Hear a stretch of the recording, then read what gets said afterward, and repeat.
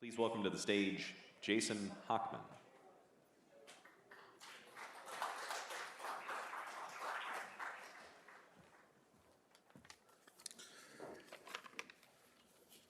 Good morning. Thank you all for coming here. I'm Jason Hochman, the Executive Director and co-founder of the Direct Air Capture Coalition. On behalf of the DAC Coalition and our partners at Good Energy Collective, RMI, Breakthrough Energy, and the Center for Climate and Energy Solutions, as well as our host, NYU, I'm excited to welcome you to the second Global Direct Air Capture Conference. Speakers and attendees have flown in from 6 continents, making this truly a global conference, and others are tuned in virtually around the world on our live stream. We've got 2 days jam-packed with programming, as you'll be hearing from some of the leading innovators and experts in the sector with ample time for networking built in to foster relationships and forge partnerships. You'll hear visionary voices in the DAC ecosystem discuss the core issues our sector faces on a daily basis: driving demand, securing financing, designing policy to catalyze innovation, standardizing measurements, integrating with clean energy, and shaping policy at the local, state, federal, and international levels.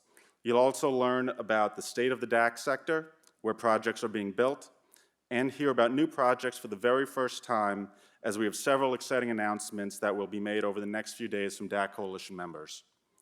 We've got a lot to cover together, so I won't go on too long, but I want to call back the remarks I made to open the first Global Direct Air Capture Conference in October 2023. That morning, I invoked President Kennedy's famous moonshot speech, specifically the line, we choose to go to the moon.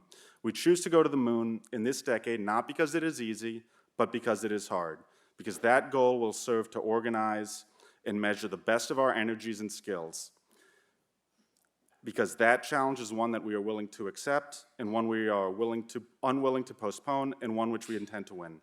I went on to note that there is no choice for us, though. We need to scale DAC. I recently rewatched Apollo 13, the lunar mission that famously did not go as planned, but became NASA's finest hour. A single malfunctioning oxygen tank led to a cavalcade of life or death emergencies that had to be addressed one by one with a combination of ingenuity, teamwork, and problem solving.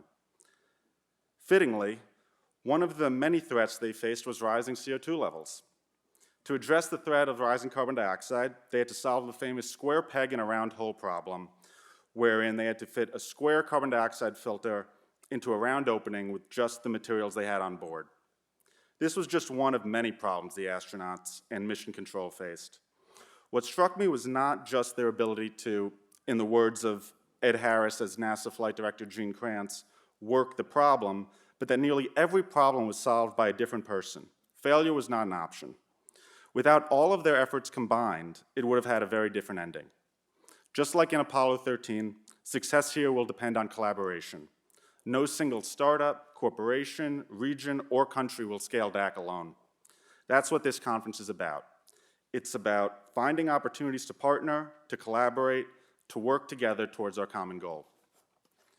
Seated next to you and at the tables around the room are people with different roles to play in building this industry.